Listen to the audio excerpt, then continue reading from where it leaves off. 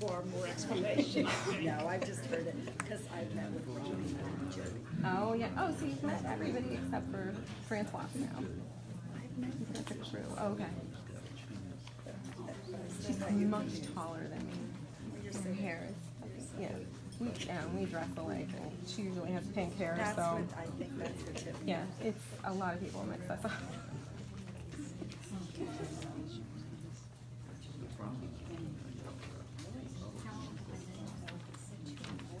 Oh, I'm on the wrong.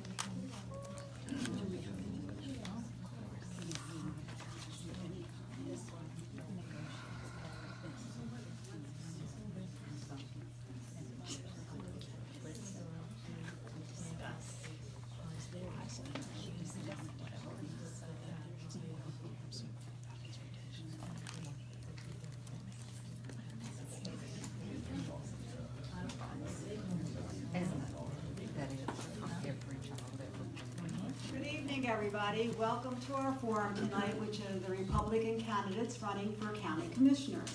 I'm Linda Reed, co-president of the League of Women Voters here in Kent County. And as you know, one of our focuses of the League is voter education, which is our forum tonight. And we also have our voter's guide back on the back table, which if you don't have one, please take home to read about all our candidates that are running. At this time, I'd like to introduce Lynn Dollinger, who's going to be our moderator tonight. I'm going to hand the mic over to her, and she'll carry on. Thank you, Linda. Welcome to all of you. Thanks for coming out. Now we get to the serious instructions, so everybody pay attention. Make sure your cell phones are off, or on mute, or vibrate, or something. The League allows no demonstrations, including applause. I saw that as a demonstration, but no applause during the forum. We will ask for applause at the end of the forum. Any person engaging in a demonstration of any kind during the next 1.5 hours will be escorted out of the library. This is a strictly timed event lasting an hour and a half, making sure that we have equal opportunity for all of our candidates and members of our audience to ask questions and respond. I will repeat the questions for each of the candidates if requested to do so, but this is not a debate. So candidates may not interrupt the answer of another candidate. They will each have 2 minutes to respond. The timekeepers are seated where all candidates and I can see them. They will give 1 minute and 30-second notices. When they raise the stop card, I will allow a candidate to complete a sentence, but will require stopping at that point. Each candidate will be given 2 minutes to open, introduce themselves, and the order of that was determined by lottery. So this order was determined right before we came into the room. And they will each have 2 minutes to close. The League starts on time and ends on time. Once the League questions have been answered, and these questions were given to the candidates prior to this forum, so they've had a chance for the first 2 questions to think about their response. After that, the floor will be open for questions from the audience. Raise your hand, and I will recognize the individual who will pose the question. A League member will provide access to a microphone so everyone can hear your question. You have 1 minute to pose your question. Each candidate will again have 2 minutes to answer.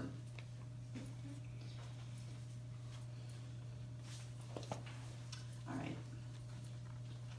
We're going to start now at this end with Mr. Short, who, oh, I can't, that's too hard, who drew the short stick. It's just too easy. But he's number 1, and then we'll go across the table to the rest of the candidates. You have 2 minutes for introductions. Good evening, folks. Thanks for letting me participate in this event. I am William Short. I've been Kent County Commissioner for 6 years. I am married. I own 2 companies in Chestertown. One's Eastern Engraving, one's Eastern Interiors, along with my wife and along with my son, one of the businesses. I think the main thing here is I've got 6 good years in this. You know, there's a lot of things out there that are said and done. There's good and bad, but overall, I think I provided an excellent service in representing Kent County. Over the 6 years, we've had no tax increases. We've balanced our budgets every time. We've invested in education, funding over $2 million in maintenance effort above MOE over the last 6 years. We've had a 52% reduction in debt service. 22% of that we retired early. Fought and succeeded keeping our hospital open at least another 6 years.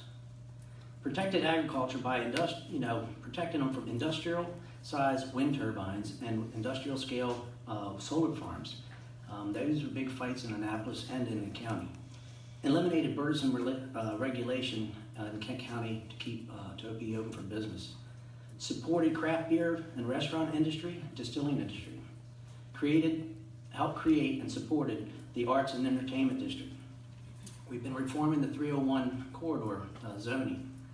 We've supported the marine industry and the aquaculture farming. We have one of the only aquaculture farms in Kent County to protect our rivers as far as oysters. We've expanded our enterprise and commerce zone to promote job creation and retention. Most of all, retention.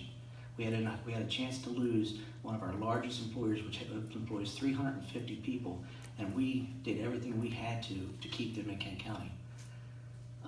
We created 110 miles of open access fiber backbone, which gives 69 anchor sites, creates homework hotspots, and municipality Wi-Fi. We enacted Sunday hunting, and I'm done. Thank you, Mr. Mason. My name is Tom Mason. I'm new to this political scene. I am a farmer. I graduated from the University of Maryland, moved to Kent County in 1971 and worked as an extension educator for about 5 years. Then my wife and I married a local girl. We started farming in the Kennedyville area, and then in 1977 we started milking cows. One of the few people in Kent County that still milk cows. When I first moved here in 1971, believe it or not, there were 110 dairy farmers, and there's 10 today. Just a sign of the times. We milk, today we milk 550 cows with my son and his wife they're basically in charge of the cows now. We have 4 children, one that is the owner of Eastern Shore Tents and Events, another son that lives in North Carolina, and Andy, my daughter, who's a loan officer with Farm Credit. We also farm about 1,200 acres here, and we have 3,000 acres in other states in the United States that we share crop or lease out.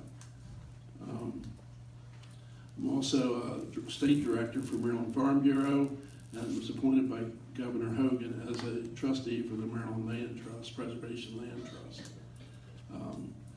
My wife and I, along with John Nunn and Nancy Nunn, also own Eve's Cheese, which I'm sure some of you are aware of that and have had the cheese.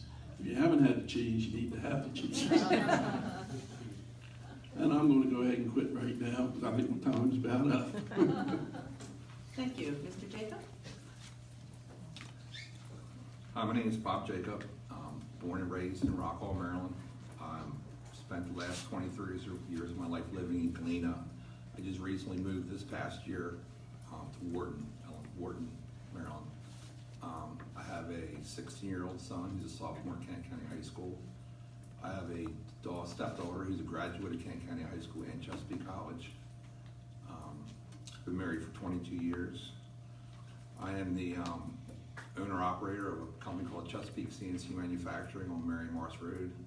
I actually started that business when I lived in Greg Neck in my garage. I came home every night from work in Delaware and built my house, and then got this wild notion to sign up for collateral and give it a shot. So now 15 years later, I have 25 employees. We're ISO 9000 which means we're certified to do a lot of work. We're getting ready to be AS 9100, which means we would do flight systems parts. My claim to fame is we actually do have parts orbiting the Earth today. I'm very happy with being able to do that from my garage to get to that level. My platform's more or less basically just raising the county revenue. I think the best way to raise the county revenue is through schools. We've been kind of flat over the past couple of years, and I think that's the direction our county needs to move. We need to get people to live here in order to pay property taxes and to pay property taxes and income taxes, and that's what I'm running on. Thank you. Thank you. Mr. Love? Thank you. Good evening. My name is Jim Love, and I'm a candidate for the office of Kent County Commissioner. My life has been spent on the Eastern Shore, and I currently live near Chestertown with my wife. My education and work background is in business management and administration. I am proactive by nature, and I believe in public service above self. I am running for commissioner because I believe I can make a difference. I believe that I have the skills, the background, and the desire to move this county forward. My priority issues are education, business, and economic development. My avocation for years has been economic development, both here in Kent and in Queen Anne's County, where I served on the Economic Development Commission there, as well as here in Kent. We need to increase the county's assessable tax base through the expansion and attraction of businesses. This can be done while keeping the agricultural core that this county has maintained for over 300 years. We need to attract young families into our county, and we need to diligently maintain those that are already here and convince them not to leave. The hospital, medical services, and transportation are also key issues facing our county. Thank you. Thank you. And last but not least, Mr. Bramble. My name's Aaron Bramble. I'm 27 years old. I was born and raised in Kent County. I'm a graduate of Washington College, where I earned a bachelor's in economics. Since graduating, I've worked full-time at Tolchester Marina. I'm a former member of the Kent County Republican Central Committee, and I'm a current member of the Kent County Economic Development Commission. My goal in running for county commissioner is to combat our reputation as Kent County.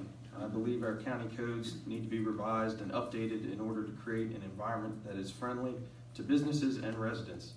It is my hope that changes to our codes of law would help spur economic development by making it easier for our local businesses to expand and making us more attractive to new businesses that may look to locate here.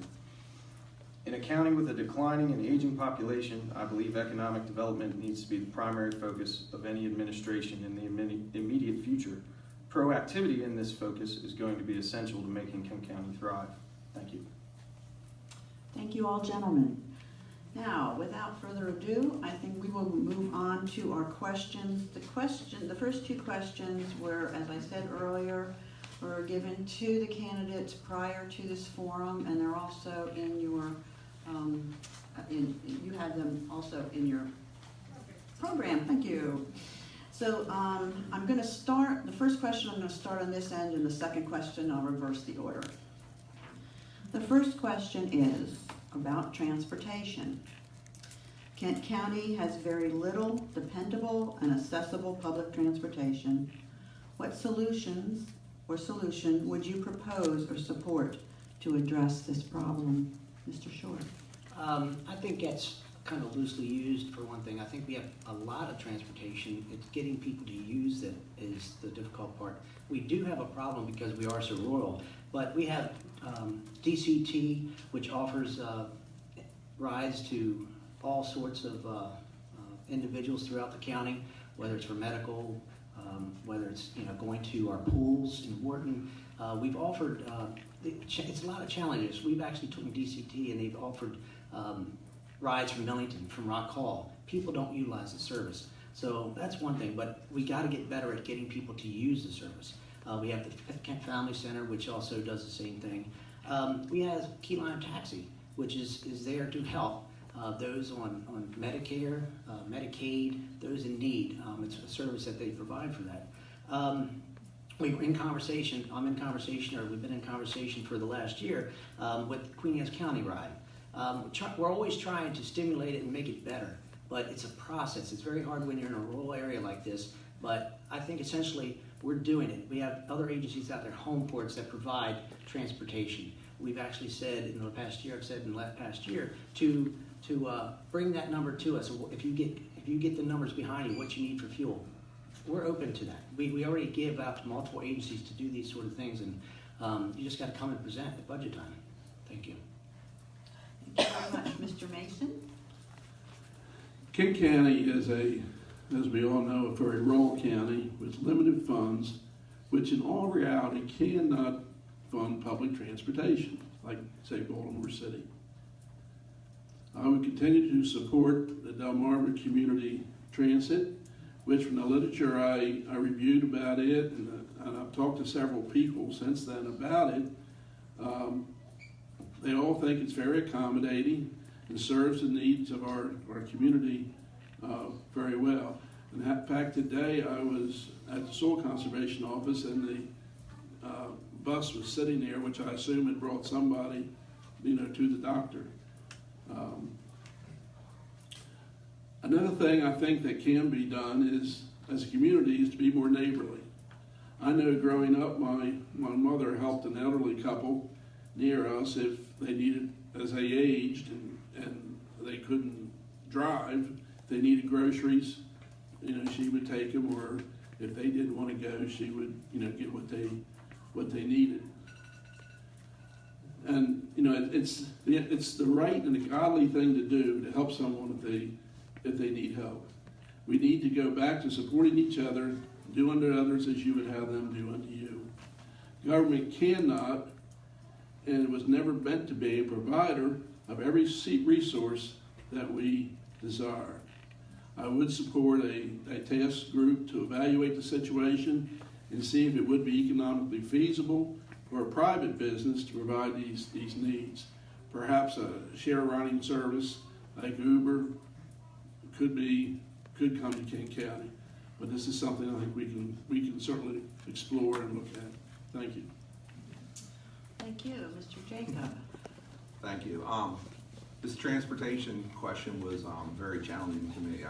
When I grew up, I was always like to be in control of everything I do. I always make sure I had my own rides and my own way of getting where I needed to go. But in our community, there's a lot of people out there that can't or provide rides for themselves, especially for medical reasons. The DCT is really the only answer that we have right now in Kent County. It's funded by the state and federal and all kinds of other people. We have the same issues here in Kent County as they have all the way down through Dorchester County. Maybe not to the extent of some of our other counties, but we do have those transportation problems. So all I can say is I know that the DCT is always looking to upgrade their routes and shorten their trip times. Spending all day on a bus for an elderly person is never the answer, and so if I were to be commissioner, I would work with the DCT to help improve what they have. Thank you. Thank you. Mr. Luff? Thank you. Transportation, of course, has been said, is a knotty problem here in Kent County, in a rural county. The first thing that I would look towards is the fact that the United Way did a pretty comprehensive study within the last 6 months, and it really outlined a lot of things, and one of the chief things that they came up with was transportation as a hindrance to a lot of things in Kent County. The United Way is in the process of applying for a grant from the Community Transportation Association of America. This is a firm in DC that specializes in transportation plans for rural areas. We have probably in various stages 6 to 7 different carriers of people in Kent County, but there's no consolidation. There is no putting the data together in one place. And even some folks don't have internet, so you can't say go to the website and get the information. So there needs to be someone to become the conduit to pull this information together. And I think that's where one of the areas where the county can get involved as far as not duplicating, because I'm really against duplicating the services. But with what the United Way has already started, we should be able to build upon that. You've got DCT, You've got Kent County Medical Adult Care. You've even got the Lions Club doing taking people to the Wilmer Eye Clinic for low vision and other problems with their eyesight. So there's a lot of folks carrying people here in Kent County, but there's no one that's consolidating all this information in one place. Thank you. Thank you. And Mr. Bramble. So as everyone said, I think public transportation has always been a problem for us because of our population density. And similar to what Mr. Mason said, I don't think there's any way that Kent County government can sustain public transportation by itself. But I do think that a public-private partnership could be viable. And my first thought would be to work with a firm to schedule and make route plans, and then maybe use subsidized fares to keep transportation affordable for our citizens. But we'd have to do some research into the viability of that. And another option would be to work with Uber or Lyft. I know Uber's been tried once in Kent County and didn't work, but if Kent County government maybe got involved and helped to organize potential drivers, maybe it's something that we could make work. All right, thank you, gentlemen. Now for the second question, we're going to let you start, Mr. Bramble. So you have equal opportunity here. The second question is regarding health care.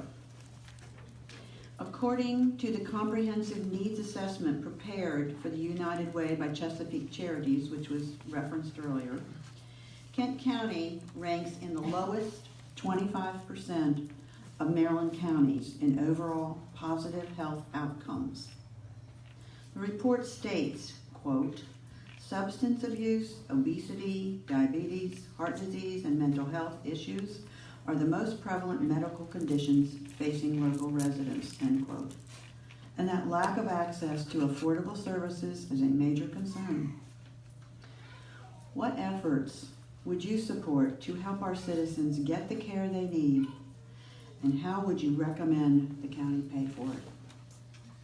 So I think it's very important that we continue to have a local hospital and that it returns to a full-service facility.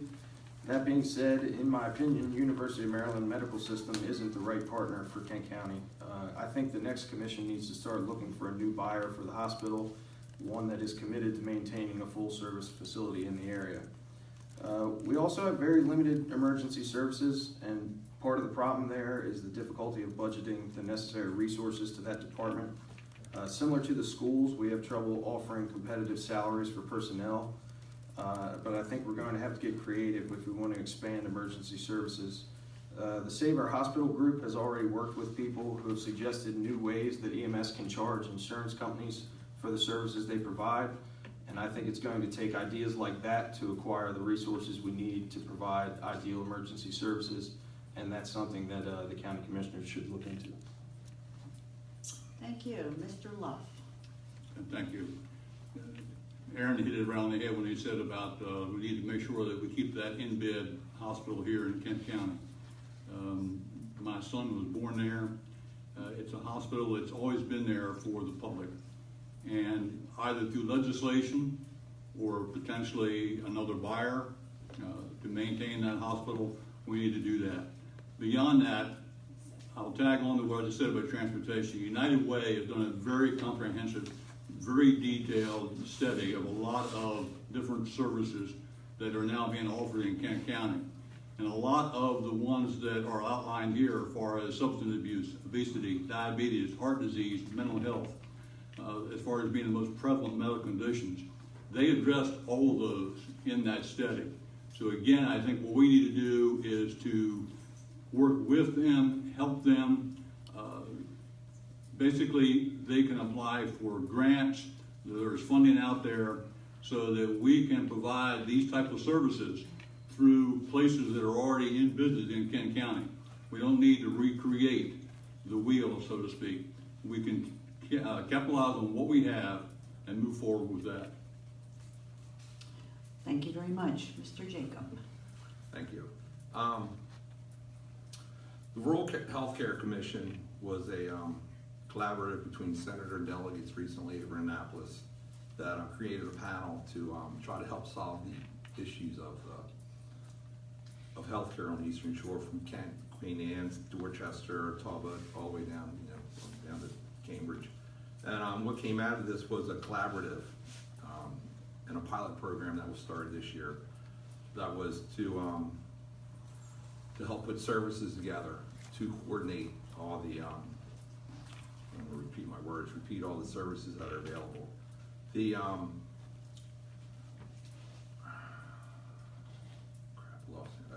the Shore Regional Health Program, the Shore Regional Health, who have our hospitals and emergency rooms on Eastern Shore, have promised wellness programs and try to make them accessible to everybody on Eastern Shore.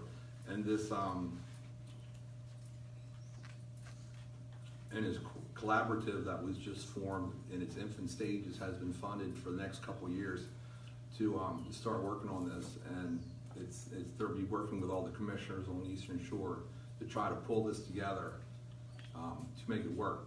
I look at this question as more of a state issue than a county issue, but the counties will be working with the state to ensure that all our people in the community get what they needed as far as healthcare is concerned. Thanks.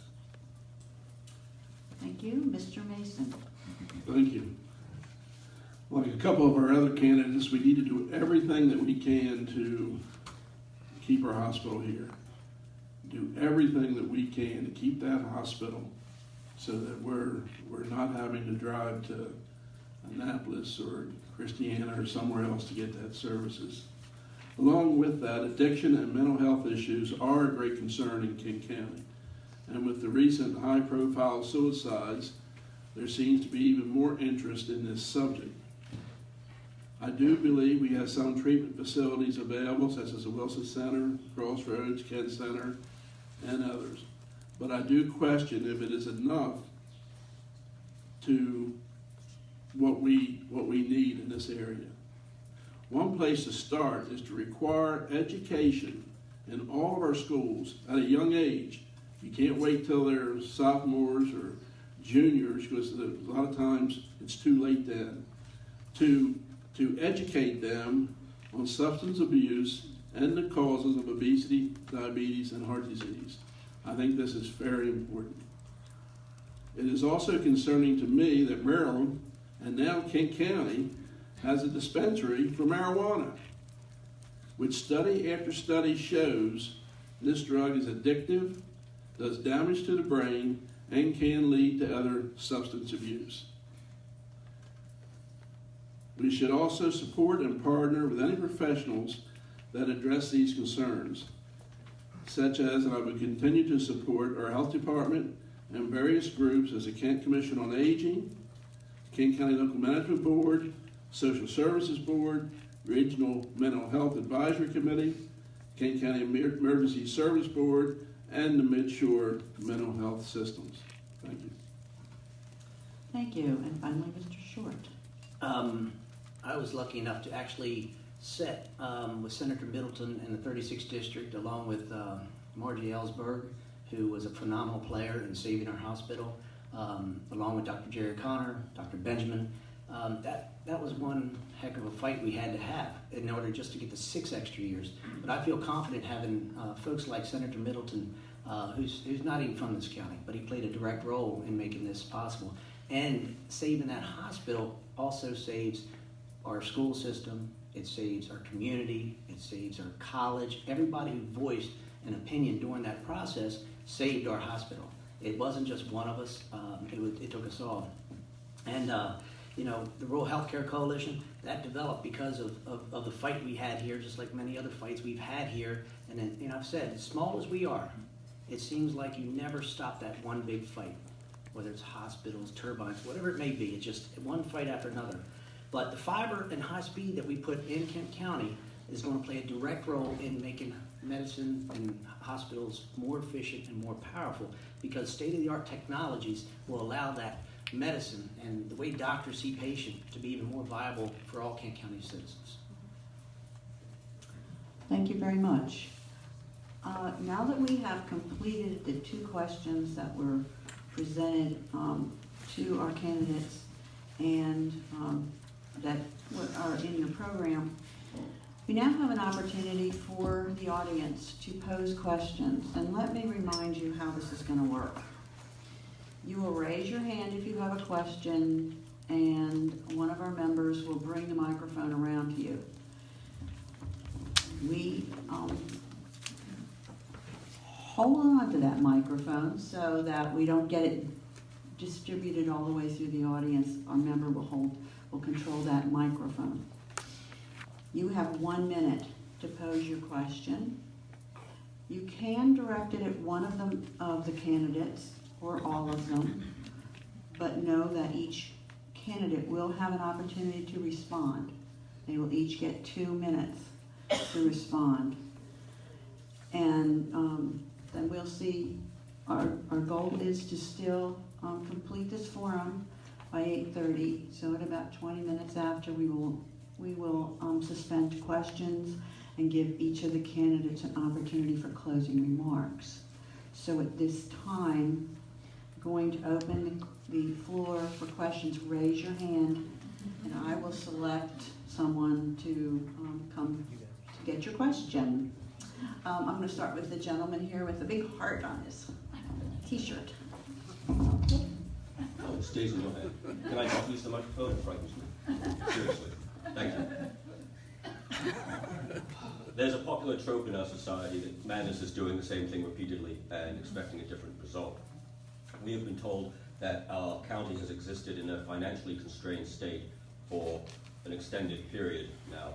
And I bring you this question as the last 13 years of my career were as a material manager in a federal bureau. And with that experience, I'm curious to know whether those of you that are running for office or the incumbent would commit to having a disinterested third party do an audit of the county's processes, not just the financial part, but organizational structure, contracting, procurement, equipment management, to ensure that we don't have duplication of effort. And the catalyst for that question is, I've heard through hearsay that we recently bought a new dump truck, but we didn't get rid of the old dump truck. So in my line of work, that means we have increased the requirement for county dump trucks, which includes a maintenance tail. And that despite the sizable tourism industry, tourism is not located organizationally underneath. We have to Economic have you development. finish your Thank question now. Thank you. I'm going to start with Mr. Jacob on this one. And the question was? Would you commit to an external third-party audit of the county processes and organizational structure? As a new commissioner, without having been a commissioner for at least the past 4 years to go through all the budget and to see how things are actually done, I would probably say yes. Without going department for department and looking at how things are being run right now, that would probably be the shortest route to see if there's any savings or anything can be done more efficiently. With my business experience, I know that we do that every day at work, going through, see what we can streamline. But if somebody were to come in my business and take it over as an outsider, then that's probably what they would have to do to make sure that was the proper way to run a business or the streamline. I hope that answered your question. Thank you for clarifying the question. Mr. Luff, would you like to respond? Certainly. I really would have no problem with that type of a study if we really can see that it's necessary and would have basically a proven benefit. Certainly, we know that sometimes people say government can't really run like a business, and I would take issue with that. Having been in business all my life, there's no reason why facets of government can't operate the same way that we do in the private sector. So that if this were a way to start the process of rethinking the way applications are done in the county system, then yes, let's do that. Thank you. Mr. Bramble, would you like to respond? I completely agree with what Mr. Luff just said, and depending on the cost of the study, I'd be in favor of it. Okay. Mr. Short? I'd like to say we've done an outstanding, we, as in all three commissioners sitting today, have done an outstanding job with the budget process. Duplication of a dump truck, sir, I'm sorry, you've been hearsay is wrong. When we purchase a new vehicle like that, unless we cannot retire a vehicle because we need it in service still, if you had read the budget or if somebody had read the budget, we actually cut dump trucks out of the budget this year. We did not replace them to stay. So you can't always just flip numbers like that. But at the same time, you know, when you talk about reducing debt by 52% in just 6 years, and again, it's a we. I'm not going to throw my colleagues under the bus on this. We've done a fabulous job. We've had $1.6 million to be able to put back into that revenue stream. And that paid for things such as the fiber build out. There's two distinct differences between revenue and non-reoccurring cost. Non-reoccurring cost we can do with extra dollars that we have left over in our budget. When you start using recurring cost out of your fund balance, then you're going to go into a deficit mode and a spiral from then. At the same time, property taxes, you know, that's your only revenue stream in the county government. Yes, we can bring more revenue in by exactly keeping Dixon Val, KR Development here. If we had lost those jobs, 350 jobs, and they didn't build this, and they built in Smyrna, which is very close to their own property, then how devastating would that have been? So retention, duplication, I don't know if I would go through a study. I think we've done a fabulous job in Kent County doing what we do. Could we do a little better? Yes. Thank you very much. And Mr. Mason, would you like to respond? Yeah, I think it's never wrong to have a third party look at what you're doing. At the same time, you want to make sure the third party knows what they're looking at. I could have somebody look at my farm business or finances, and when they got all done, I'd probably say, you know, you're crazy. That isn't going to work what you're saying, because they're not aware of how it all works. Just like this dump truck. We'll buy a new tractor, and usually not a new tractor, another used tractor. Doesn't always mean we get rid of the old one. And I think that's the same thing we need to do in our county. There's nothing wrong. Maybe this dump truck doesn't have any value to get rid of, but it might have value if the other one goes down. So the third party might say, yep, get rid of that dump truck. See where my mind runs. But I think we really have to look closely at those types of things. I'm always a little leery of those third parties looking at something unless they're real knowledgeable and know what they're looking at. All right, thank you all. I'll entertain another question from the audience. Over here. Thank you. Oh, in the red check shirt. This is the question on property taxes, and I'll direct it to Mr. Short, but others can intervene because we don't have a lot of time. We moved from BC to this town just over a year ago. The assessment on our house, and I believe in paying taxes, by the way, it's a citizen's duty, and we have the lowest taxes in the G7. The valuation of our house, the sale price, $118,000 was added to it by the assessment office here. The taxes on the house went up by 50%. We challenged it at Lynchburg Street. We failed. I provided comparables. We did the same at the county commissioners hearing. We failed there. We have an adjournment in Centreville at tax court. But if I have to, I will go to the next level. And I want to know why the property owners of Chestertown are paying such outrageous hikes. Is this one, Butch? Okay, well, first of all, we don't have any control whatsoever of tax assessments, property assessments, none. That is all state mandated, regulated. We have no say. With that being said, I've advocated for several people in the community over the years. You know, the problem is it might have been assessed at 118, whatever your purchase price was, then the state's going to look at that and say that's your new purchase price. So if you bought it for 118, you're pretty much going to be assessed somewhere in that neighborhood. But it's not in our powers. As much as I advocate for citizens, because I had a gentleman out in Still Pond, he was paying $9,000 for a commercial piece of property with no water and sewer. We took that to the state level in Baltimore. We beat that, and you know, together with a former administrator, luckily he had the knowledge of people to talk to. over there. So we were able to beat that, and he knocked $7,200 or something off of that. But he lived with that. He almost lost it. But those are things we advocate for. Again, we have no say. That office over here in Kent County, that's not Kent County Commissioner's office. We pay for part of it, but it's not our office. The state have their mandates, and it's the state level that has to change. And I'll tell you right now, the reason why the state does not change is because the state loses the revenue. At this point, I know this was directed to Mr. Short, but I'd like to give the rest of the candidates an opportunity to respond.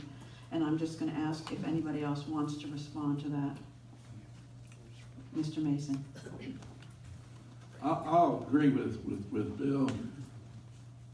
We don't have any control over what they assess a property at.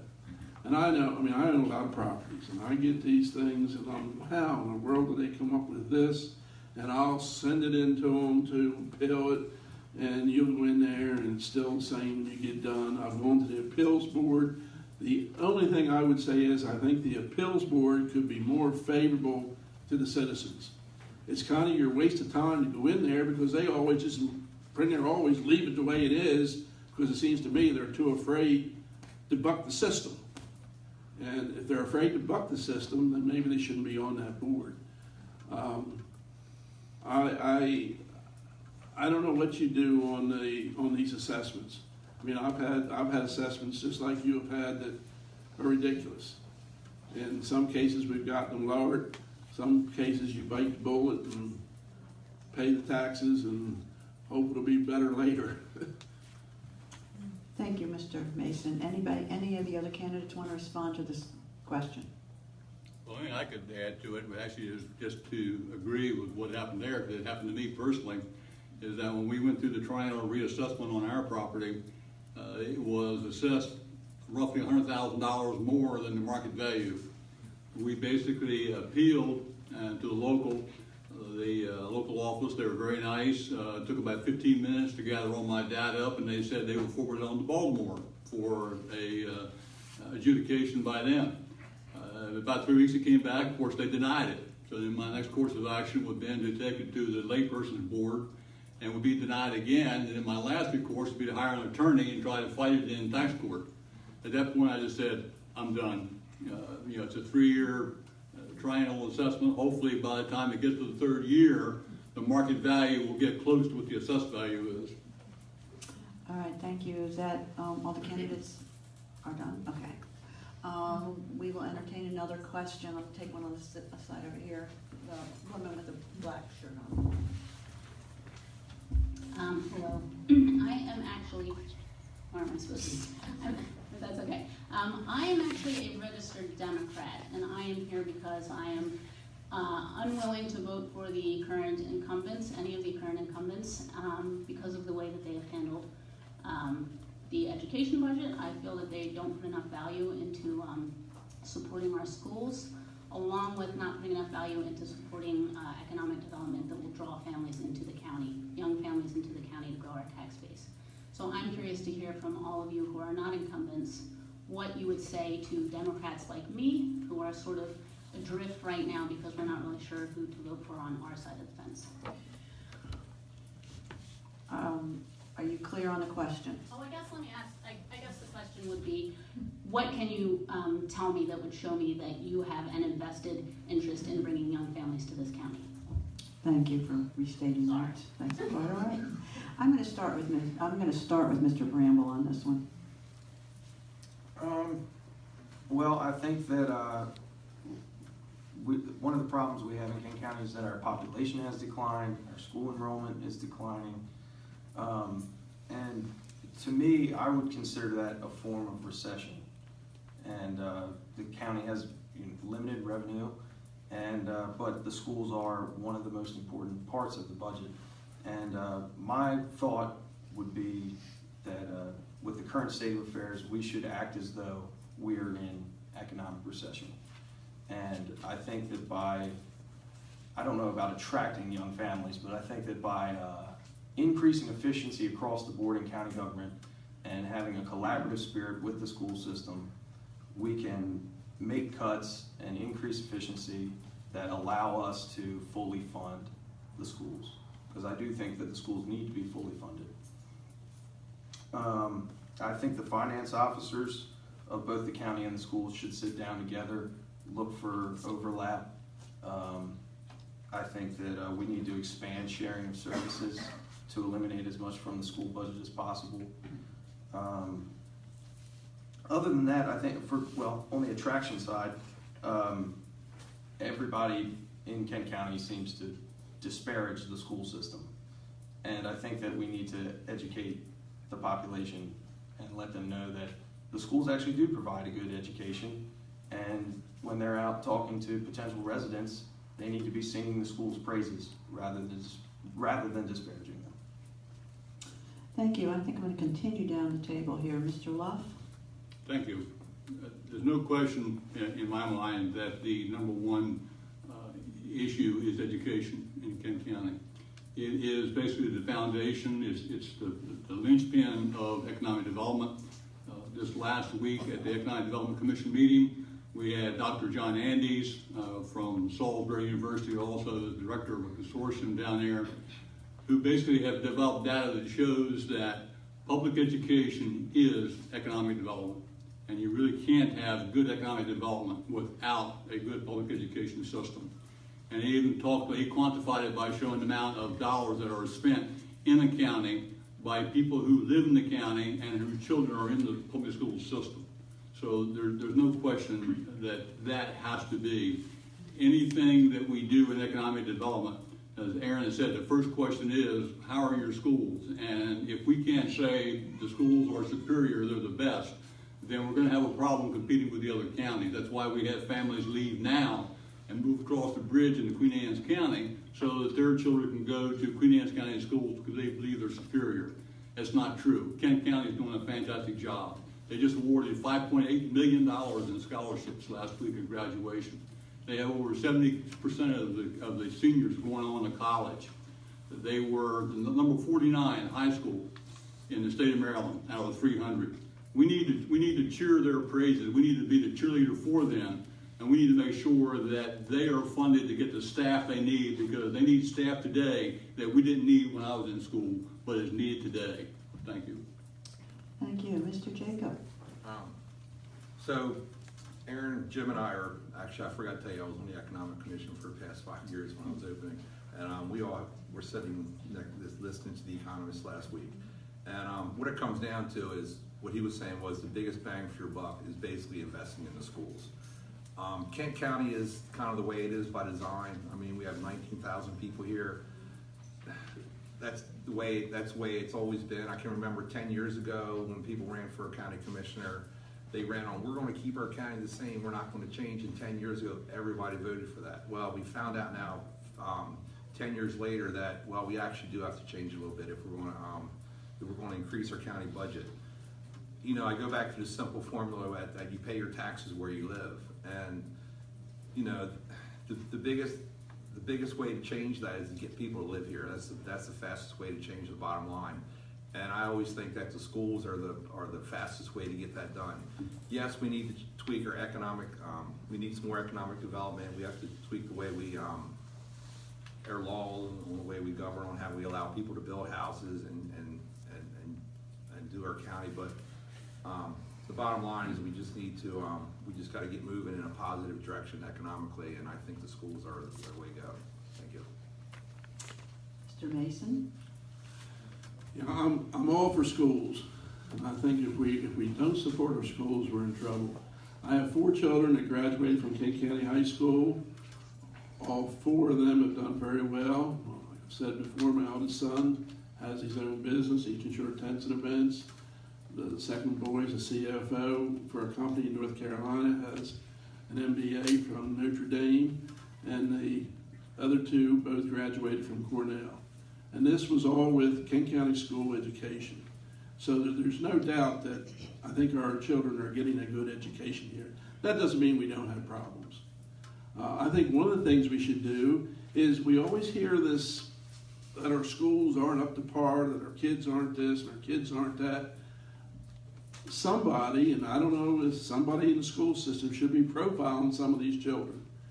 Why not every other week in the Kent County News have a profile of some student that graduated from King County High School and what they're doing today.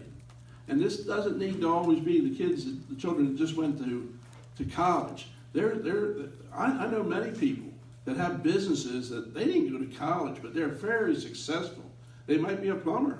There's nothing wrong with being a plumber.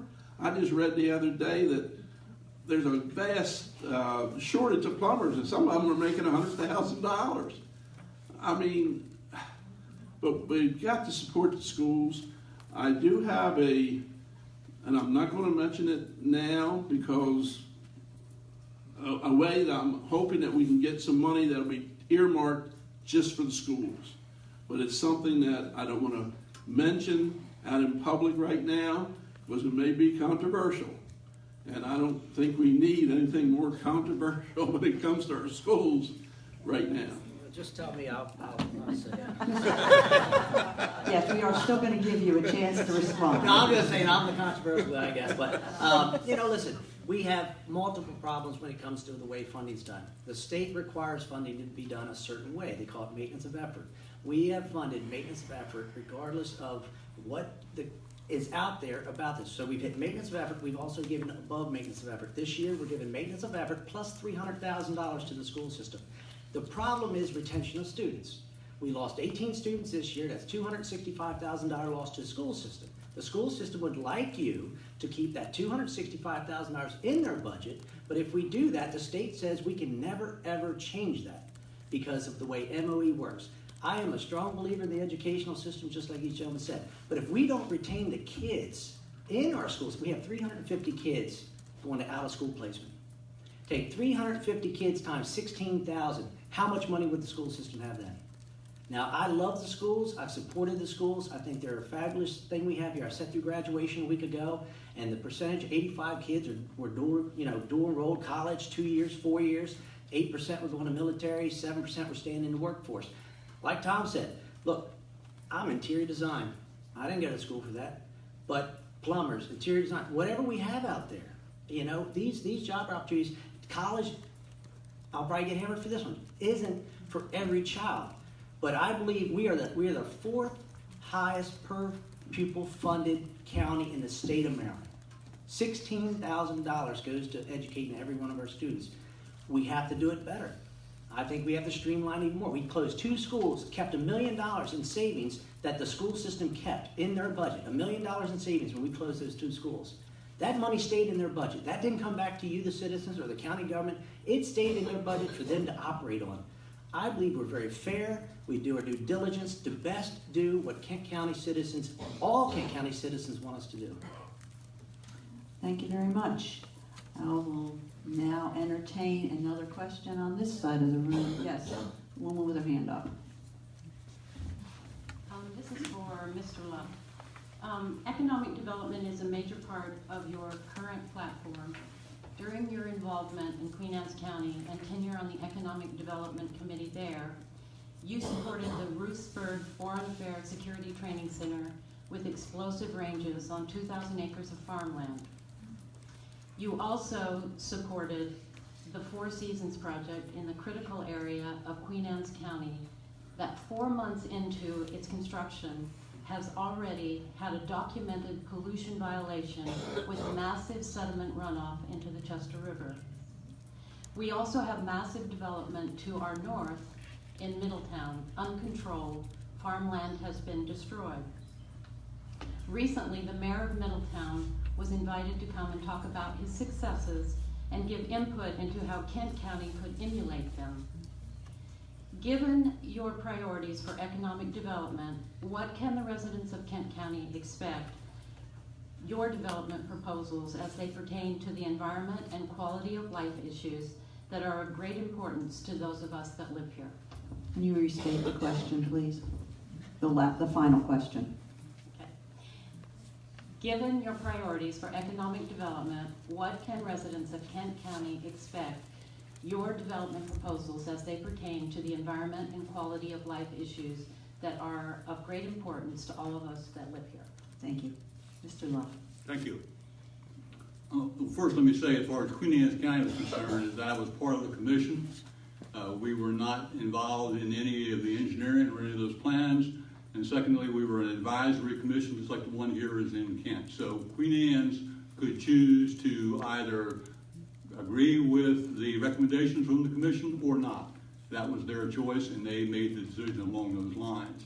As far as Kent County is concerned, there is a strategic plan that was approved in 2017 that the three of us were part of and worked on for almost 2 years as a blueprint for Kent County going forward. So to answer your question, quite frankly, it's in the plan. We're looking for expansion of existing businesses. That's the very first way to basically build your economy and build your accessible base, is to help businesses expand, like Lamont, like Dixon, like Shore Distributors, like Creophil out in Wharton is looking to expand. What we're doing is trying to assist them through grants, what's available out there in way of grants or tax abatement, or those things that will help them expand, help them to hire new employees. New employees means new people coming into the county. And then the businesses themselves are going to increase our accessible base. So that's the vision of the Economic Development Commission. What it does with the comp plan is that it does nothing for agricultural land. It's basically built on around the existing towns where you have infrastructure in place. Thank you. Thank you. And I'm going to continue on to Mr. Bramble. We still, although it was directed at Mr. Luff, we still want to make sure everybody gets a chance to respond. I'd just like to add to what Jim said, that we have zoning in place in the growth areas around the towns and in the 301 corridor, where we can bring in plenty of development without affecting, the agrarian nature of Kent County. And I think that as commissioners, it would be easy to maintain a certain aesthetic and a certain environmental standard for businesses coming in. And I think we would be diligent about how the industries that we bring in here fit with Kent County's environment. Thank you. Mr. Short. We, as I sat on the Economic Development Commission as well.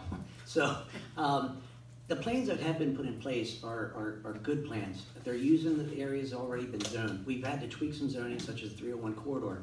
That is 9 years ago, in 2009, when I first ran, I guess 8 years ago, when I first ran, the 301 corridor was the heart and artery of Kent County. We kind of started seeing what was going to happen with Middletown.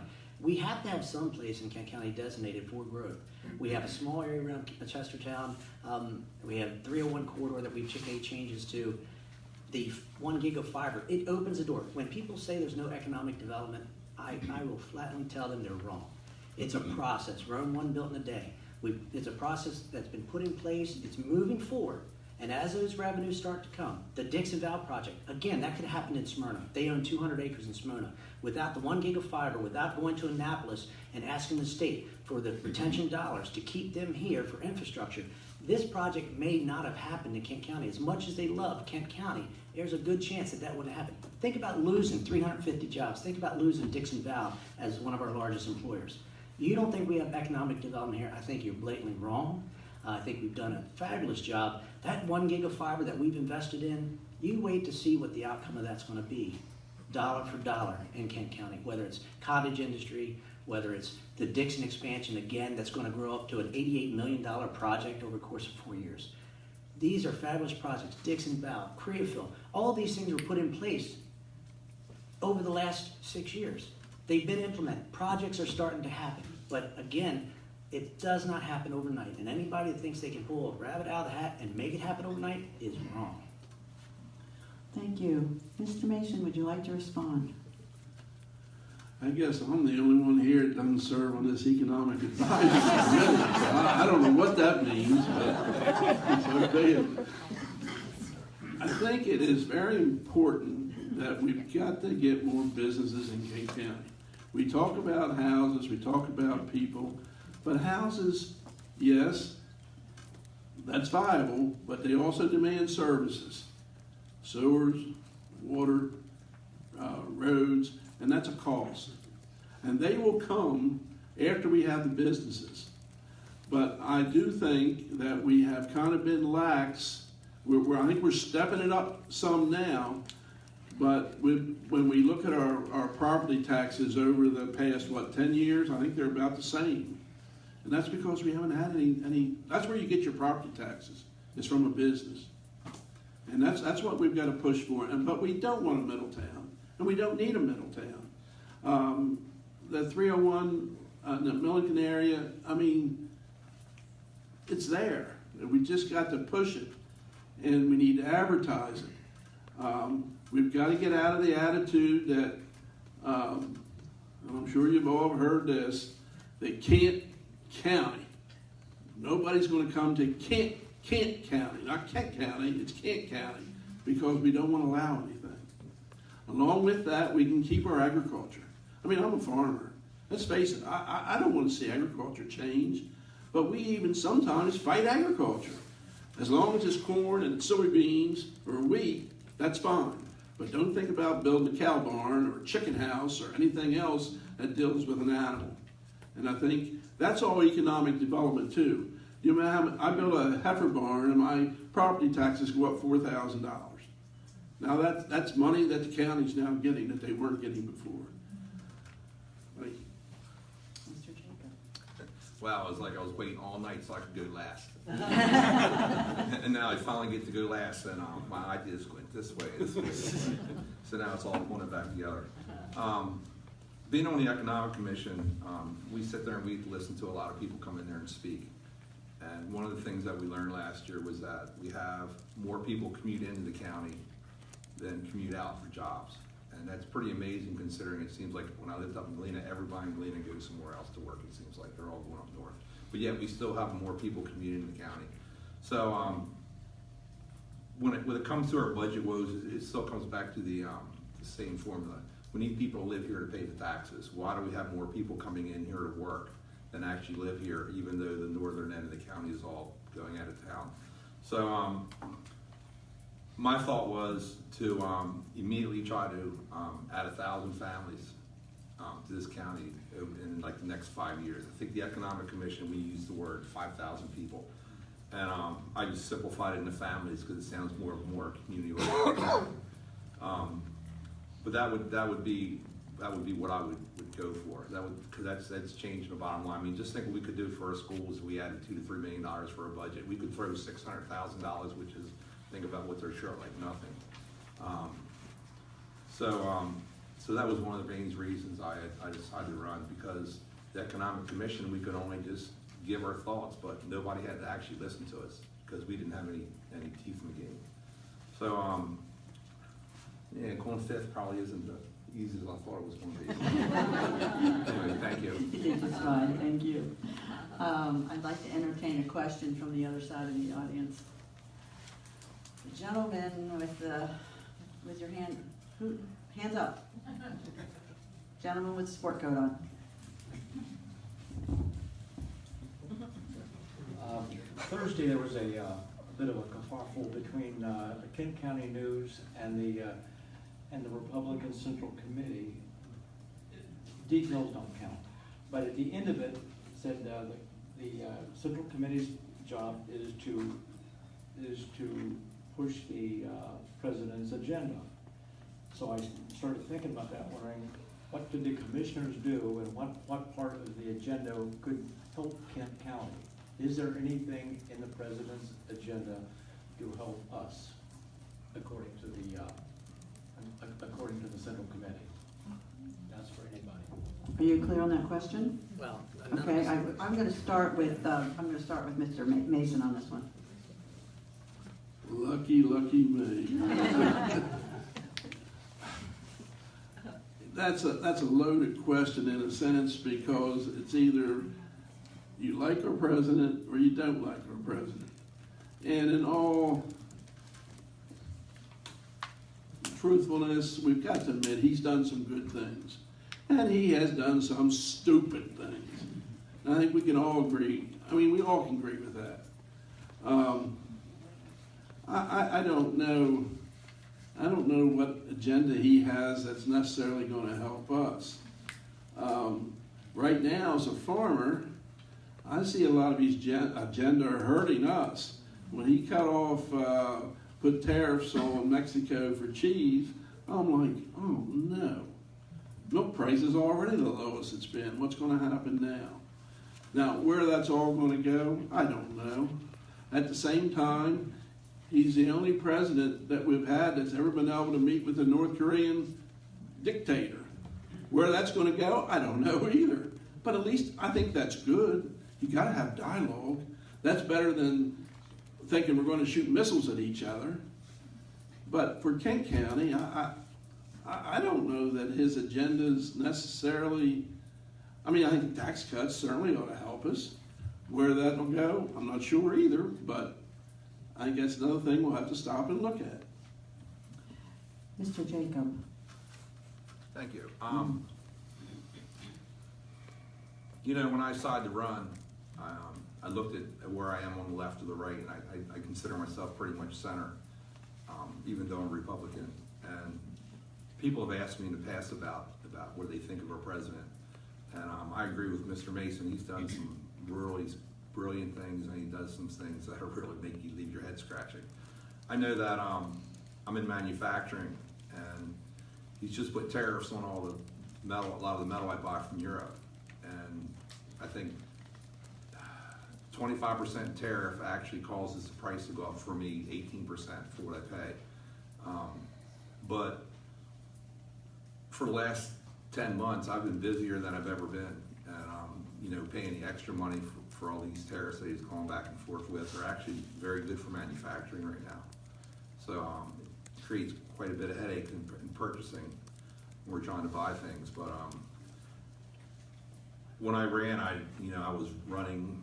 I stayed clear of everything. I stayed clear of federal politics, state politics, and I don't know what they have to do with local politics, but it is what it is, and I don't know how Donald Trump's policies are going to help me add a few thousand families to this county or not, but I'll just leave it at that. Thank you.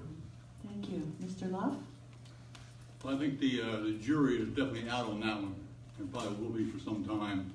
I've always felt like that here in Kent County and on the Eastern Shore, that basically we have to look out for ourselves. It's been rare that we've had state assistance in a level that would really help. We're used to seeing transportation being cut by the governor, former governor. We used to get $7,000 to $8,000 a year for paving roads. We didn't get that anymore. A lot of the tax increases. So what it makes you do is it makes you turn inward and really look at how do you sustain your way of life and your services in your county with your money. If we can do that, then quite frankly, we don't have to worry about what the state or the federal government does, with the exception of taxes on us. But we become the ones who are most responsible at that point. We determine our own destiny, and we don't have to rely on either state or state government. Thank you, Mr. Love. Mr. Bramble? I've said several times that Kent County is not the national political stage and is not really reflective of the national political stage. So without a lot more thought on how national politics would affect our little corner of the world here, I don't really have anything to add. All right, and Mr. Short? Duplication of comments here. But I will make one correction just so the SPY gets it and everybody else gets it. We actually got cut by the state by $3 million, not $7,000 to pave and take care of our county road system. So it's $3 million. We get just over a couple $100,000 now because they're slowly bringing some money back. But you think about $3 million to a little over $200,000, that is a huge hit to the citizens, but yet we've still found a way within that $47 million budget to maintain our roads, to take care of the citizens through the whole county. These shots have been devastated. National politics, I found, I ran my first time on national politics. I got my ass handed to me. You can't do that. Local politics is here, ground level. I sit there and have conversations every week with Ms. Baer sitting out in the audience. That's what local politics is. Local politics is even if you don't always get along with the people sitting next to you, you figure out a way to do the best thing for the citizens of Kent County. So, you know, you think about all the things we've lost in the last 10 years since the Great Recession. 50 employees in Kent County, just for our county government. But we maintained what you folks have needed. So it's local politics. To me, it doesn't play a role at all from national. All right, thank you very much for your responses. I'm going to entertain a question on this side of the gentleman in the back on the striped shirt.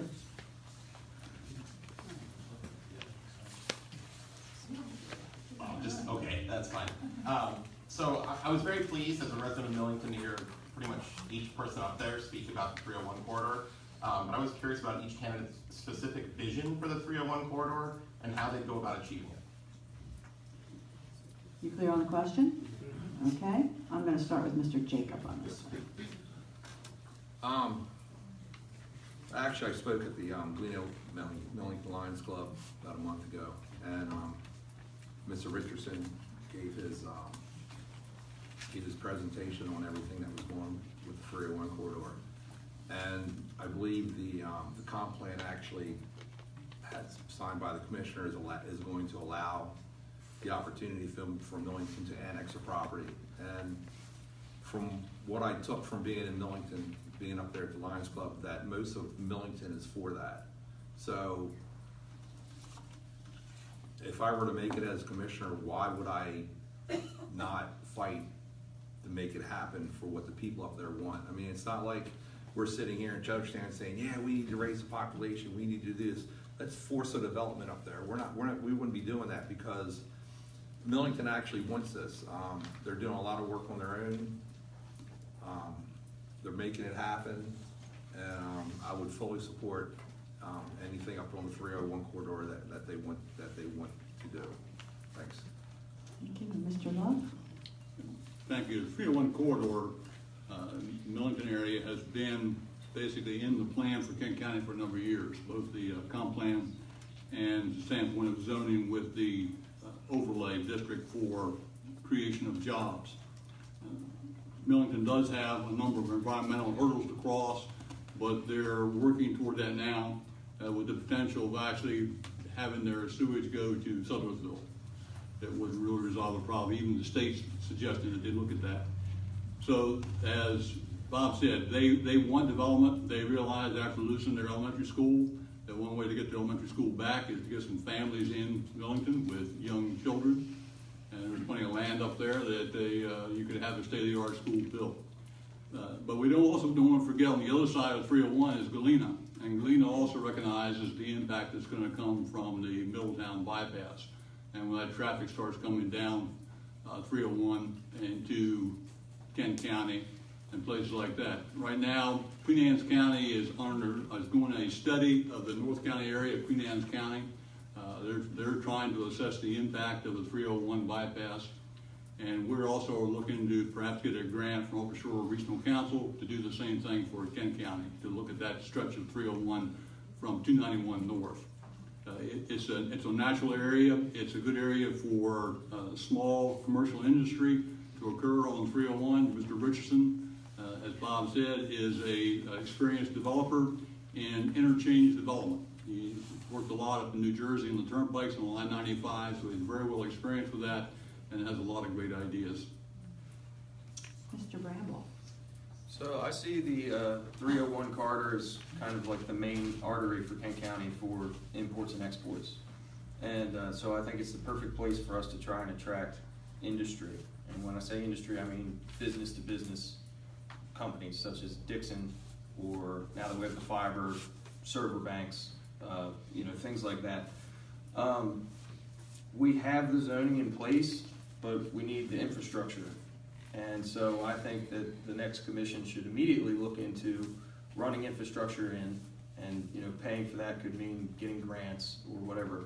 I'm sure you're familiar with Millington's sewer problems. So, but my first thought is to immediately look into putting in a package plant just for development on the 301 corridor.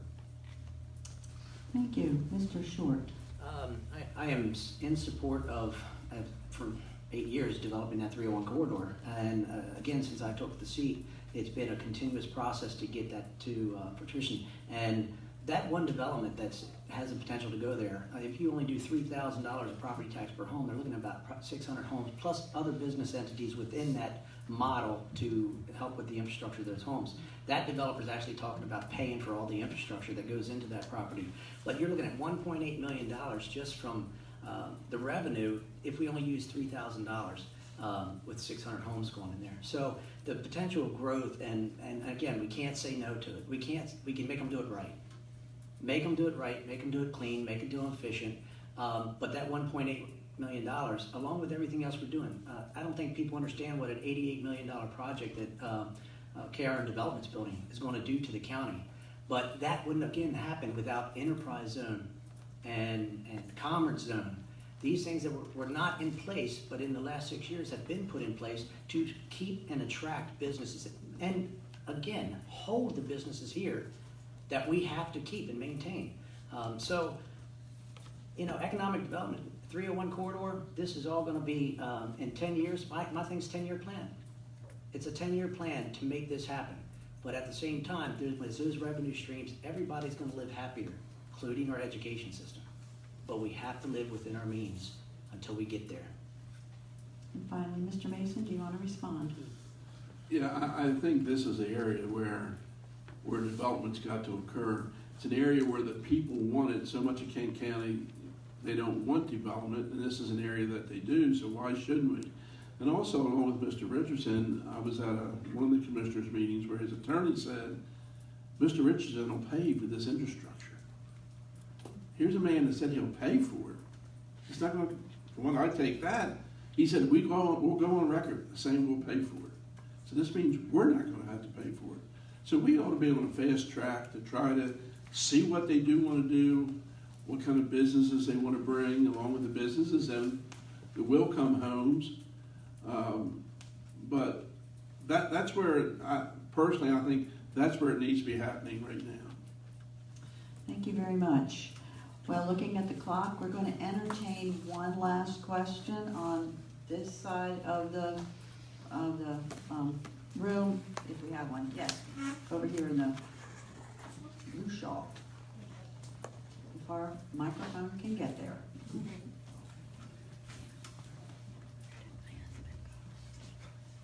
Chestertown just had to increase the property taxes by 5 cents for the next year. Part of it is due to the reason that the county commissioners discontinued the tax differential to the town of Chestertown several years ago.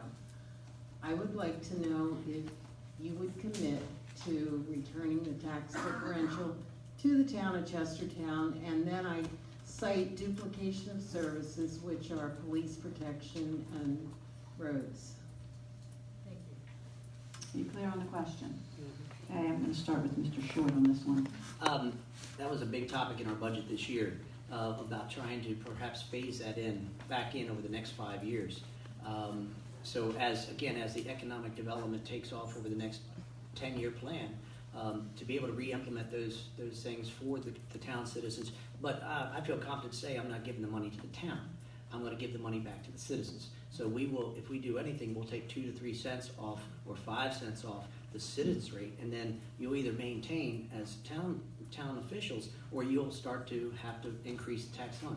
Along with that, we already give multiple services to the town because we just feel over the last several years that it's appropriate to help them through the process, whether it's tree grinding, stump grinding. When they take all their stuff into their landfills, the county picks up that tab, and it's tens of thousands of dollars. The fiber, running that fiber through Chestertown. We didn't ask Chestertown for any money to run that fiber through Chestertown. Matter of fact, we're going to hook up all the Chestertown facilities, whether it's fire company, whether it's town hall, at no charge. They will have free 1 gig fiber in all their facilities. So we try to do our best. Duplication of service when it comes to cops, town police, sheriff's department. I don't understand personally how a system for Chestertown grows to $1.7 million. We have 44 officers in Kent County between Rock Hall and Chestertown. I know times have changed, but when I was a kid, we had 3. And now we have 40 plus officers. And again, times have changed. I'm not asking things to go back. I don't want to be recorded as going back to old times here. But there's a lot of duplication of services. Our officers actually operate in Chestertown as well. Our 3 officers, I've seen officers every Friday night, Saturday night, they're operating in Chestertown. So maybe we can do something a little more creative. I'm not sure. Thank you very much. Mr. Mason? I don't feel real confident in answering the question, not having, worked with that.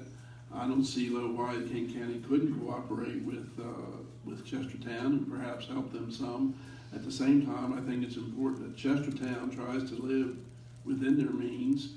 Just looking at it from the outside, it seems like sometimes, and I'm just going by what I read in the paper, whether it's right or not, I don't know, but I think they spend some money that maybe is not well advised to spend.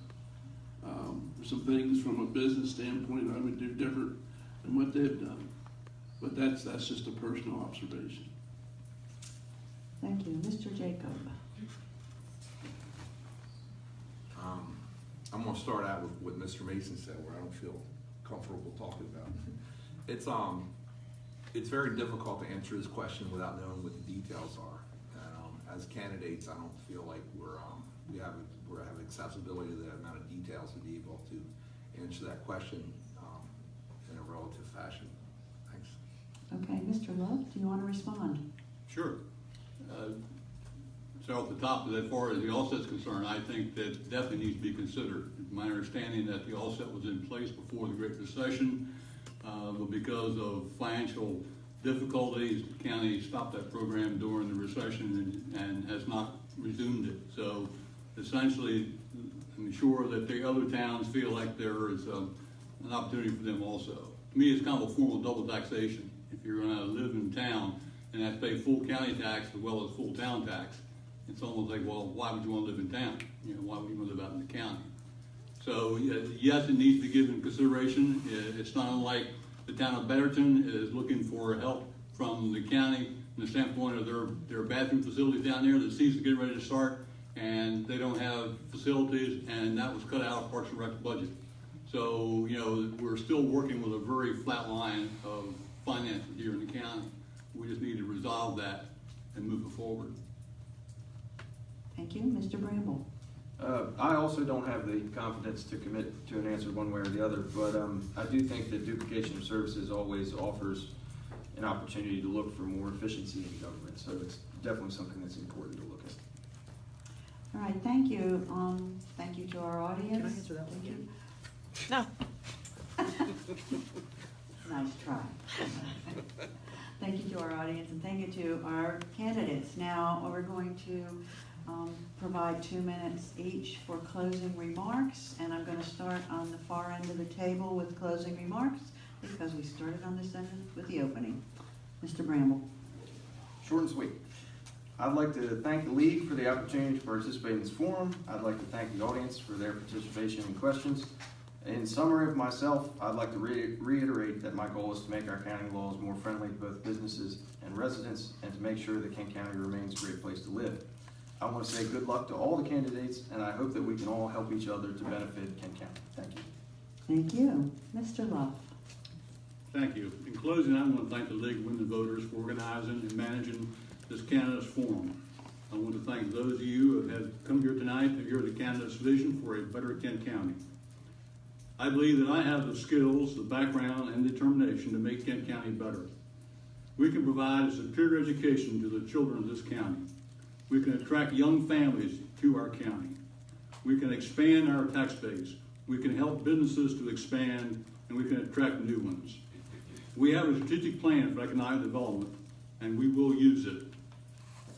With a 20-year economic decline in Kent County, some people have lost hope. It can get better. To paraphrase President John Kennedy, it will not happen in the first 100 days. It may not happen in the first 1,000 days, but let us begin. With your vote, we can make Kent County great. Thank you. Mr. Jacob. I'd like to thank the League of Women Voters and everybody who decided to attend here today. Basically, I'm for increasing the county and population. See, like I said, I've been talking all night about increasing the revenue. Kent County is a very beautiful place. I've been here my whole life. I would not like to see it change. I think we can add some population. I talked to some real estate agents and they said there's probably enough property out there sitting empty right now that we could do that without changing any farmland. Over the next 10 years, we probably get a great deal of overflow from Middletown. Hopefully the Richardson project in Middletown will go through. I just would like to be a part of upping our county budget so that we can afford more things that will make our lives easier. It I wouldn't say saddens me, it hurts me that every time we have the commissioner sit down and do the budget, I mean, maybe that's just the way it is, but we're always short. And, I'm sorry. But we're always low on income, and I just like to see if we could change that around a little bit. I just think the easiest way to do that is biggest bang for the buck is through the schools, and then we just go from there. Thank you. Thank you. Mr. Mason. Well, I would also like to thank the League of Women Voters for the opportunity to be here tonight and for this fine audience that they didn't tear us up too bad. But I definitely believe we've got to have good schools. I have, like I said, my children all graduated from Kent County schools, and I've got a granddaughter that's going to start school next year. So I do have an interest. I mean, I want her to get a good education, and I believe she can get a good education here. But I think as a commissioner, I want to be able to work more closely with administration and with the Board of Education, so we all know what we're asking for, what we want. I think sometimes one going one direction, the other's the other direction, and then we all get to arguing. I do think we can work that out. We've got to also concentrate on getting more businesses here in Kent County. That's imperative to getting more money for our schools. If we get more business, we will then have more people. It's very important. Also, we want to be sure that we keep Kent County this area, this rural area where we all want to live. I mean, it's a beautiful area. When we built our new dairy, we had the opportunity, we own land in Iowa, we could have gone to Iowa, and we discussed that. But no, we decided, no, we've lived here, we like the area, we're going to build here, and that's what we did. In order to accomplish anything, this is a quote by John Kennedy, to accomplish anything, and I don't know if you can say that in Republican form, I guess it's all right. To accomplish anything, we must try. So we've got to try to achieve. Thank you. And finally, we're back around to Mr. Short. I hope I've stated that I've served you folks very well in the last 6 years.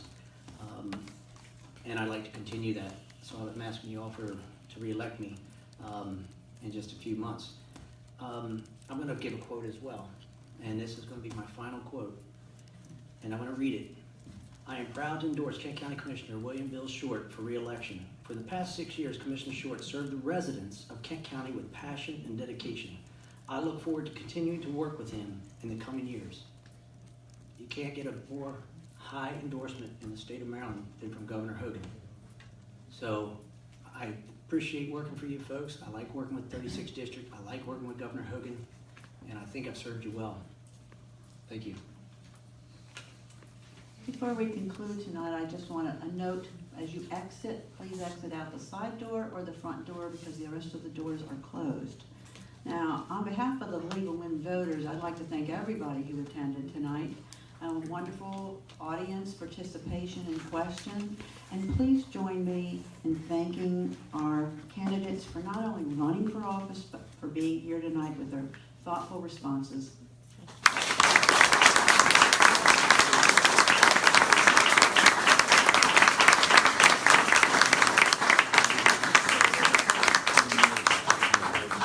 Drive safely and vote.